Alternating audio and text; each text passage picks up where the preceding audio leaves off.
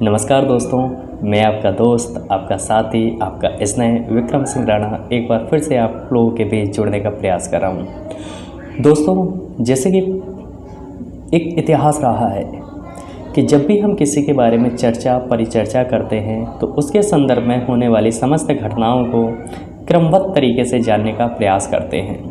उन प्रयासों के सहारे हम उन घटनाओं की वास्तविकता को समझने की कोशिश करते हैं कि आखिर वो घटनाएं कैसी थीं, उनसे हमें क्या सीखने को मिल रहा है और हमारे भविष्य के लिए वो घटनाएं किस प्रकार से आधार बन सकती हैं और आने वाले जो भी हमारा परीक्षा का कार्यक्रम है, कह दीजिए यूपीएससी या वनडे एग्ज़ाम के तहत, उसमें से क्या एग्ज़ाम के नज़रिए से प्रश्नों को पूछा जा सकता है। इसके आधार पर हम कहानियों की श्रृंखला प्रारंभ कर रहे हैं। तो आज का जो हमारा कहानी का सारांश कह दीजिए या कहानी का टाइटल कह दीजिए, आज हम डिस्कस करेंगे कहानी सोमनाथ मंदिर की। आखिर मंदिर का निर्माण कैसे हुआ, मंदिर को किन किन शासकों द्वारा लूटा गया, मंदिर को लूटने में किसको सफलता मिली और मंदिर किसका है, कैसे बना, इसका धार्मिक साहित्य भी जानेंगे और हमारे जो फैक्चुअल फैक्ट्स होते हैं, पॉलिटिकल्स व्यू भी इसमें देखेंगे और हम देखेंगे किस प्रकार से इसका निर्माण, सारी कुछ प्रक्रियाएं देखने वाले हैं। तो इस वीडियो के साथ बने रहिए। अब हम बात करते हैं सोमनाथ मंदिर की। तो मैं आपको बता देना चाहता हूँ, सोमनाथ मंदिर आस्था, ज्ञान, प्रतिज्ञा एवं मन की उत्प्रेक्षा का एक बहुत ही महत्वपूर्ण सोर्स है। सोर्स कहते हैं ना, जिसमें जिज्ञासाओं को उत्पन्न करने की शक्ति होती है। ये हमारे हिंदू धर्म की सबसे बड़ी शक्तियों में से एक शक्ति माना जाता है। हमारा इतिहास धार्मिक ग्रंथों से परिपूर्ण है, लेकिन जब बात करें सोमनाथ मंदिर की तो इसका इतिहास ही कुछ अनोखा है। इसके तत्व इस तरीके के हैं कि मन में एक जिज्ञासा उत्पन्न कर देते हैं कि चलिए इस जिज्ञासा के तर्क को समझने की कोशिश करते हैं। तो दोस्तों, मैं बता देना चाहता हूँ सोमनाथ मंदिर की भौगोलिक स्थिति क्या है। सोमनाथ मंदिर गुजरात, जो इस समय का प्रांत है, उस समय सौराष्ट्र प्रांत हुआ करता था। गुजरात में वेरावल शहर के समुद्री तट पर स्थित है। वेरावल शहर पड़ता है गुजरात में, उसके समुद्री तट पर उसके दक्षिणी भाग पर स्थित है। ठीक है, कहा जाता है कि वर्तमान समय में जो मंदिर का निर्माण है, वो आप जो अभी वर्तमान समय मंदिर को देखते हैं, उस मंदिर का निर्माण हमारे भारत के प्रथम उप प्रधानमंत्री द्वारा, जिनका नाम सरदार वल्लभ भाई पटेल था, उन्होंने करवाया था। इस मंदिर को अनेकों बार तोड़ा गया, अनेकों बार बनवाया गया, लेकिन इतिहासकार कहते हैं कि लगभग इस मंदिर को 17 बार ही तोड़ा गया और 17 बार ही बनवाया गया। इस मंदिर की अगर मैं बात करता हूँ मैथोलॉजिकल इम्पोर्टेंस या हम धार्मिक महत्व के बारे में बात करें तो कहा जाता है, कुछ इतिहासकार लिखते हैं कि हिंदू ग्रंथों के अनुसार सोमनाथ जो मंदिर है उसका निर्माण स्वयं चंद्रमा अर्थात सोम ने किया था। ठीक है, सोम जानते हो ना, चंद्रदेव जो हैं, सोम ने किया था, जिसे सोमराज के नाम से भी जाना जाता है। ठीक है, जिसे सोमराज के भी नाम से जाना जाता है, परंतु कथाओं के अनुसार इस प्रकार की व्यथा है। खैर, मैं तो धार्मिक स्रोत के आधार पर बता रहा हूँ अभी तो। ठीक है, तो ऐसा माना जाता था। और फिर कहा गया जो राजा प्रजापति हुआ करते थे, तो राजा दक्ष प्रजापति की पुत्रियाँ थीं, लगभग 27 पुत्रियाँ। राजा दक्ष प्रजापति की 27 पुत्रियों का विवाह चंद्रदेव से कर दिया गया। उनमें से चंद्रदेव सबसे ज़्यादा रोहिणी नाम की उनकी पुत्री से स्नेह करते थे, प्रेम करते थे, उनसे प्रेम प्रसंग की परिचर्चा करते थे, जिस कारण से अन्य जो उनकी पुत्रियाँ थीं वो उनसे नाराज़ रहा करती थीं। एक दिन उनकी जो 26 अन्य पुत्रियाँ हैं वो राजा दक्ष अर्थात अपने पिता के पास आती हैं और कहती हैं, पिताश्री, जो चंद्र हैं वो हमारी प्रति स्नेह नहीं रखते हैं, हमें चाहत नहीं करते हैं, हमारे प्रति एक प्रकार से तिरस्कार की भावना को पेश करते हैं, जिस कारण से राजा दक्ष ने चंद्रदेव को आमंत्रित किया और चंद्रदेव से वार्तालाप की। राजा दक्ष ने चंद्रदेव को समझाया कि जिस प्रकार से आप रोहिणी को स्नेह करते हैं, उसी प्रकार से मेरी जो अन्य पुत्रियां हैं उनसे भी आप स्नेह करिए, प्रेम कीजिए।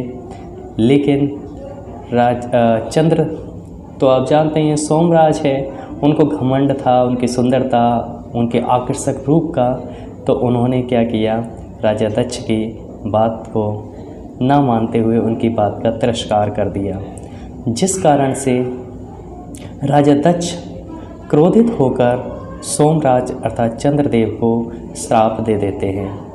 उन्होंने कहा, जिस सुंदरता की वजह से तुम अपने आप पे घमंड करते हो, तुम्हारी यही सुंदरता नित्य प्रतिदिन, ठीक है, निस मतलब धीरे धीरे करके एक दिन नष्ट हो जाएगी और तुम एक दिन ख़त्म हो जाओगे। इसी चिंता की वजह से अब है तो ना, भगवान जो होते हैं बहुत ज़्यादा चिंता करने लगते हैं, सुंदरता को देखकर कि क्रूरता आ जाएगी, मैं ख़त्म हो जाऊंगा, कैसे क्या मैनेज करेंगे। तो इसी चिंता को देखते हुए क्या होता है, चंद्रदेव विष्णु के पास जाते हैं, उनके द्वारा कोई समाधान नहीं मिलता है। फिर क्या करते हैं, चंद्रदेव ब्रह्मा जी के पास जाते हैं। ब्रह्मा जी उनको एक उपाय देते हैं, कहते हैं कि आप शिव का जाप कीजिए, शिव का जाप करेंगे तो भगवान शिव प्रसन्न होकर आप पे ज़रूर दया कृपा करेंगे। तभी सोम अर्थात चंद्रदेव आते हैं और गुजरात के सौराष्ट्र प्रांत में खूब घनघोर तरीके से तपस्या करते हैं, कठोर तपस्या करते हैं। जब तपस्या करते करते चंद्रदेव का अंतिम स्वरूप अर्थात अंतिम कुछ ही दिन बच जाते हैं उनके ख़त्म होने के, तभी शिव उनकी तपस्या से प्रसन्न होकर प्रकट होते हैं और कहते हैं कि आप बताइए क्या परेशानी है। तभी चंद्र कहते हैं, हे प्रभु मेरी समस्या ऐसी ऐसी है, अपनी सारी व्यथा बताते हैं। व्यथा बताने के बाद चंद्र से प्रभु कहते हैं कि देखो चंद्र, मैं तुम्हारा मृत्युदंड तो समाप्त कर सकता हूँ, लेकिन जो श्राप है उसका प्रभाव पूर्णतः ख़त्म नहीं कर सकता हूँ। तुम्हें इसका एक उपाय बता देता हूँ कि शुरुआत के जो 15 दिन होंगे उसमें तुम धीरे धीरे करके चमकोगे, और जो बीच के 15 से 30 तारीख तक के जो दिन होंगे उसमें तुम्हारा प्रकाश धीरे धीरे करके क्षीण होता जाएगा, कम होता जाएगा।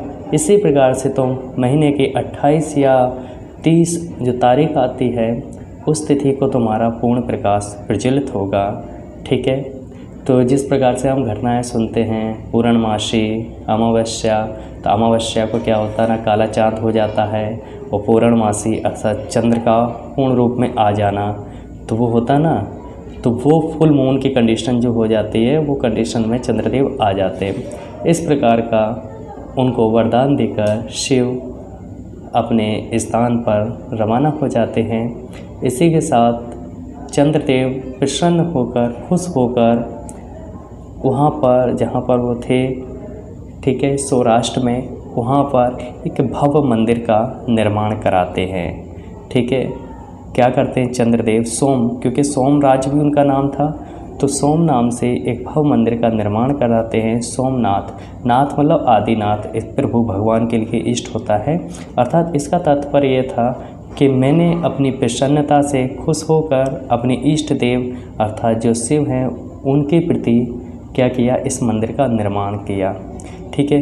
तभी बताया जाता है, देखिए ये साहित्यकार बताते हैं, ठीक है, सभी बताया जाता है कि शिव अपनी इच्छा से वहाँ पर प्रकट होकर ज्योतिर्लिंग के रूप में स्थापित हो गए, ठीक है। ये इस प्रकार से पौराणिक कथाओं में वर्णन है कि शिवलिंग की किस प्रकार स्थापना हुई, मंदिर किसने बनवाया।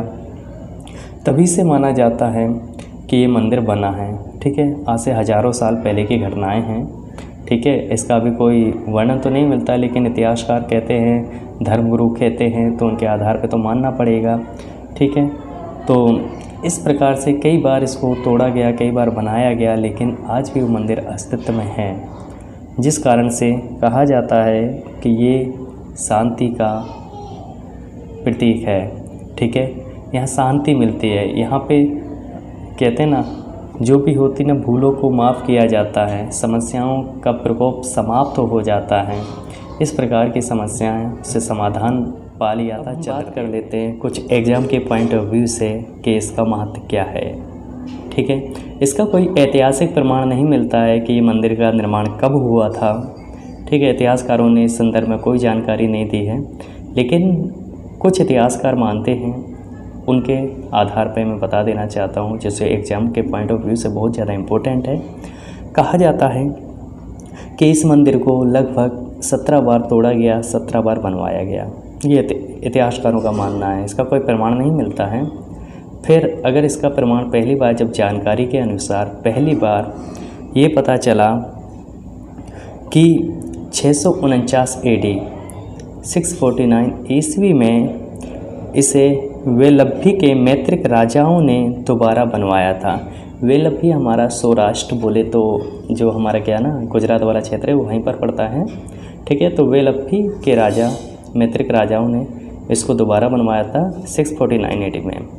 फिर इसके बाद की कहानी क्या है, इस मंदिर को 725 AD, ठीक है, 725 ईस्वी में इस मंदिर को सिंध के मुस्लिम सूबेदार अल जुनैद ने तुड़वा दिया था। मुस्लिम बहुत ही आक्रामक तरीके से आते थे भारत, और भारत में जो भी रहते थे वो ही बड़ी क्रूरता का प्रभाव करते थे।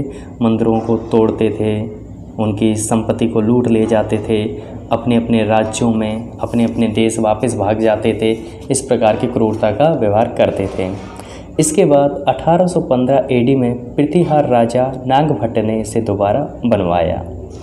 तो 1815 ईस्वी तक की बात हो गई। अब हम बात करेंगे जो हमारे लिए और एग्ज़ाम के लिए बहुत ही ज़्यादा इम्पोर्टेंट है, महमूद गजनवी का सोमनाथ मंदिर पे आक्रमण। तो आप सभी लोग महमूद गजनवी के बारे में भली भांति जानते होंगे। बड़ा ही तेज़ तर्रार शासक था। ठीक है, नाम सुन के ही गजनवी शहर पूरा इसके नाम से ही बना था। ये अफ़गानिस्तान का शासक था। ठीक है, इसने लगभग 1001 से 1025 ईस्वी तक भारत में अनेकों बार आक्रमण किया और विजय प्राप्त होकर गया। कोई किसी प्रकार की बाधा नहीं होती थी। यहाँ पर आता था, आने के बाद यहाँ से खजाना लूटता था और अपने देश अफ़गानिस्तान रवाना हो जाता था। कभी ये दक्षिण वाले हिस्से से अजमेर होते हुए निकल जाता था, तो कभी राजस्थान वाले हिस्से से थार रेगिस्तान होते हुए निकल जाता था, अपने देश रवाना हो जाता, लेकिन भरपूर लूटा। तो इसके बारे में कहा जाता है कि 1024-1025 AD में महमूद गजनवी ने अपने 5000 साथियों के साथ सोमनाथ मंदिर पे आक्रमण किया। आक्रमण करने के बाद सोमनाथ मंदिर का जितना था खजाना वगैरह सारा लूट लिया, खजाना लूट लिया और वहाँ पर 25,000 लोगों का कत्ल कर दिया। जो सोमनाथ मंदिर में पूजा अर्चना करते थे, उसके अगल बगल की जो बस्तियाँ बसी थी, उसमें तकरीबन लगभग 25,000 लोग रहते थे, उनका कत्ल कर दिया और उसका पूरा खजाना लूट लिया। लूटने के बाद क्या किया, सोमनाथ की एक परंपरा रही है, जो वहाँ पर शिवलिंग है, जिसे प्रथम शिवलिंग माना जाता है।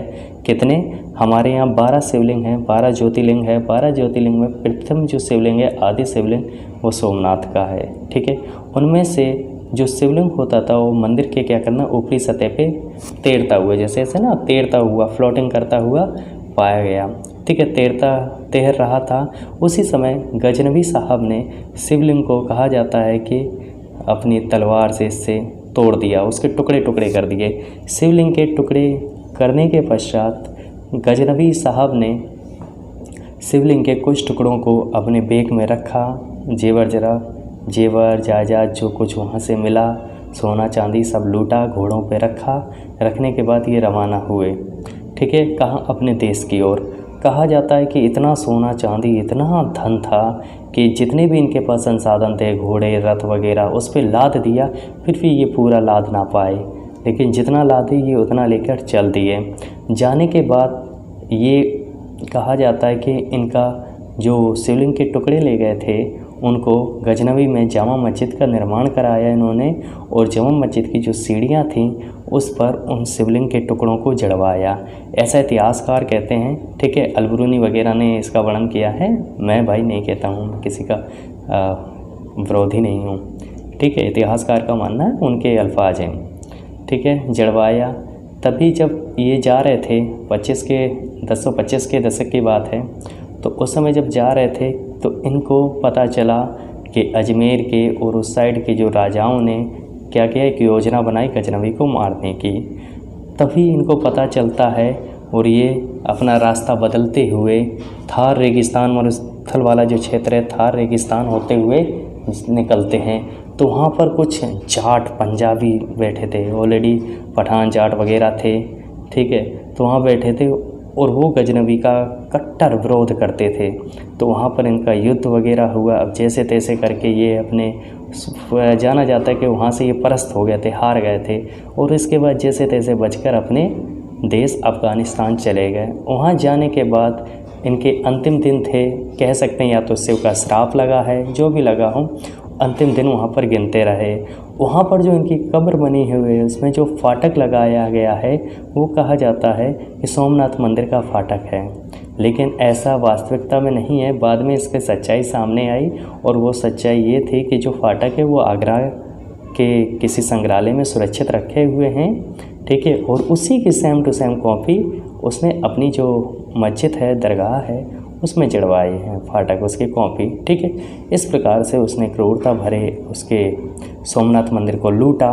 लूटने के बाद क्या हुआ, महमूद के मंदिर लूटने के बाद राजा, इसके बाद बनना भी तो है क्योंकि 17 बार टूटा 17 बार बना। ठीक है, महमूद के मंदिर लूटने के बाद राजा भीमदेव ने पुनः उसे दोबारा निर्माण कराया। ठीक है, 1093 AD में सिद्धराज जयसिंह ने भी मंदिर की प्रतिष्ठा और उसके पवित्रीकरण में भरपूर सहयोग किया, धन से, हर चीज़ से सहयोग किया। ठीक है, इसके बाद 1168, ठीक है, 1168 AD में विजयेश्वर कुमार पाल और सौराष्ट्र के राजा खंगार ने भी सोमनाथ का सौंदर्यीकरण पर विशेष ध्यान दिया। ठीक है, ये उर्मिला थापर हैं, उनकी बुक में स्पष्ट वर्णन है इस चीज़ का। ठीक है, इसके बाद आते हैं कि सल्तनत काल आया और मुग़ल काल में सोमनाथ मंदिर की क्या स्थिति रही। तो 1297 AD का मतलब ईस्वी होता है, ओके, ईसा पूर्व में, जब दिल्ली सल्तनत में सुल्तान अलाउद्दीन खिलजी ने सेनापति नुसरत खान ने, जो अलाउद्दीन खिलजी थे उनके सेनापति नुसरत खान थे, कब, 1297 ईस्वी में खान ने गुजरात पर हमला किया तो उसने सोमनाथ मंदिर को दोबारा तोड़वा दिया। किसने तोड़वा दिया? सेनापति था नुसरत खान, किसका? अलाउद्दीन खिलजी का। और उसने क्या किया, मंदिर को दोबारा तोड़वा दिया गुजरात पे हमला करके।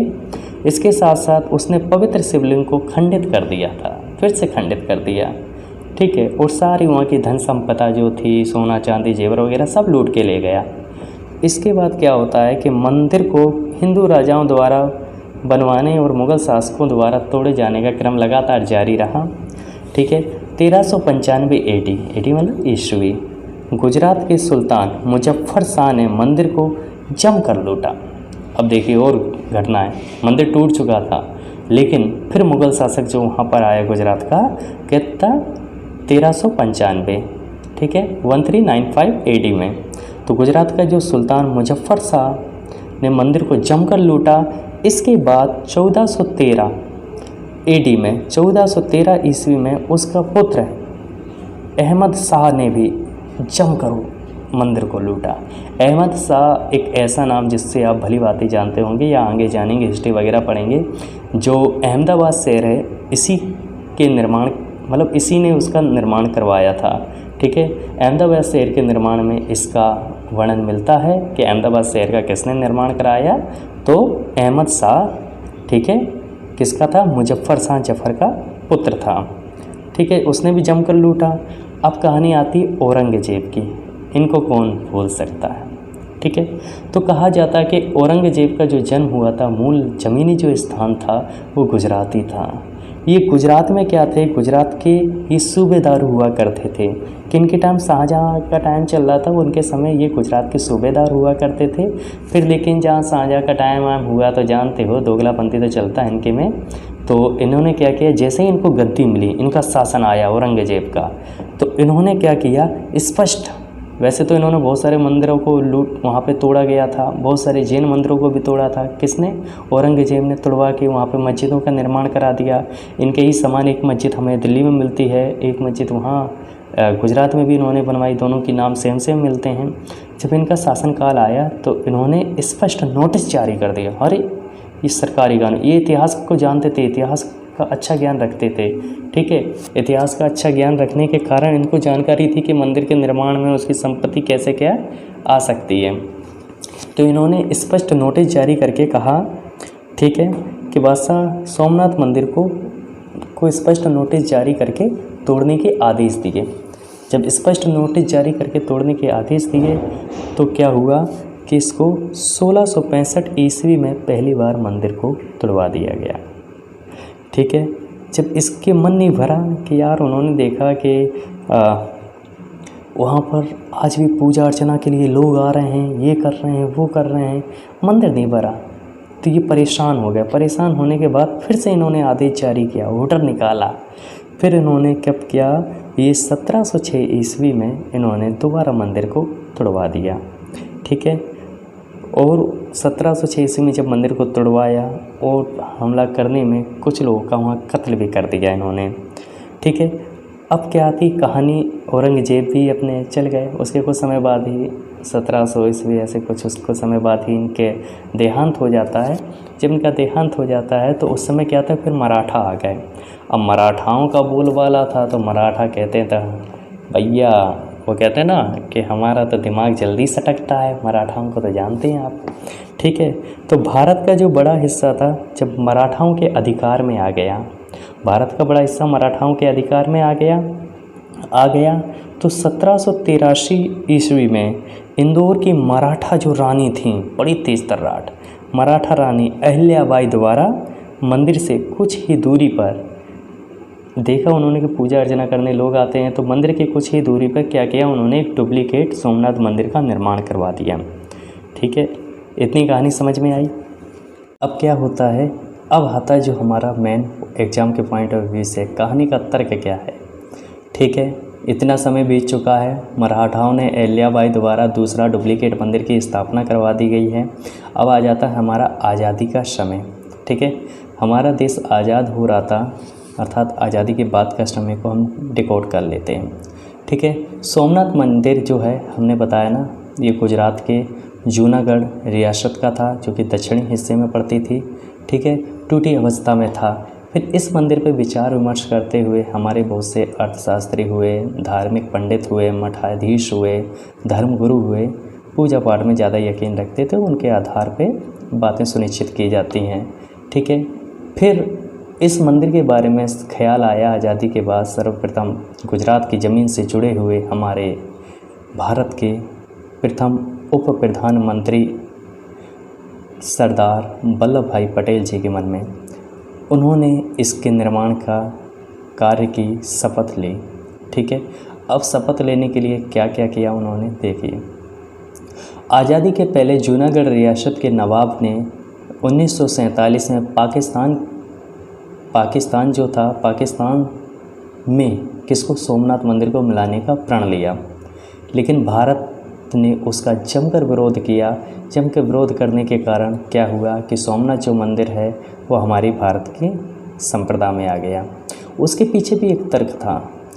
पटेल साहब चाहते थे कि अगर भारत में सोमनाथ मंदिर का निर्माण होगा और यहाँ मंदिर रहेगा तो इसकी जो आसपास के धर्म से जुड़ी हुई जो भी आस्थाएं होंगी, रियासतें होंगी, वो भारत में विलीन अर्थात लीन होने के लिए तत्पर हो जाएंगी, ठीक है। यहाँ पे पॉलिटिकल भी सामने आ गया, ठीक है। तो भारत में आएंगी क्योंकि मंदिर निर्माण होगा सोमनाथ का, तो यहाँ जाएंगे, यहाँ की धन संपदा के लिए आएंगे वो लोग। तो उनके माइंड में भी ये सारा व्यू आया। जब ये सारा व्यू उनके माइंड में आया तब उसने क्या किया, हमारे उप प्रधानमंत्री साहब ने, ठीक है।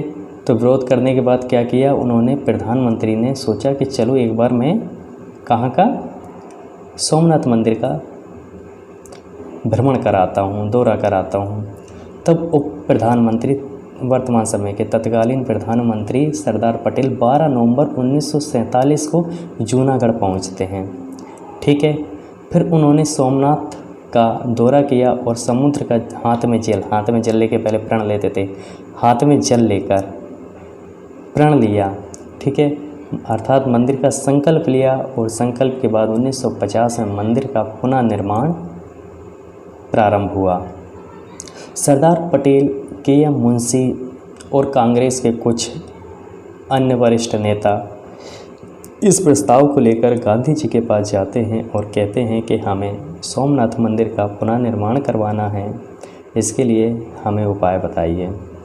तब गांधी जी उस प्रस्ताव से काफ़ी प्रसन्न हुए, खुश हुए, क्योंकि हमारा देश पर तत्कालीन प्रभाव से आज़ाद हुआ था। उस समय धर्मनिरपेक्षता भी भारत में लाना ज़रूरी था। ठीक है, तो गांधी जी इस विचार से, इस प्रस्ताव से खुश हुए। खुश होने के बाद उन्होंने कहा ठीक है, मैं आपका प्रस्ताव स्वीकार करता हूँ, लेकिन कंडीशन एक रहेगी कि जो भी मंदिर का निर्माण होगा उस निर्माण में सरकारी खजाने का 1 रुपये भी नहीं लगेगा। उस निर्माण के लिए आपको हमारे भारत के प्रत्येक एक नागरिक से, भारत की जनता से दान में दिया गया पैसा ही मंदिर निर्माण में लगेगा। अगर इस प्रकार का आयोजन आप कर पाते हैं तो मंदिर शौक से बनवाइए, कोई परेशानी नहीं।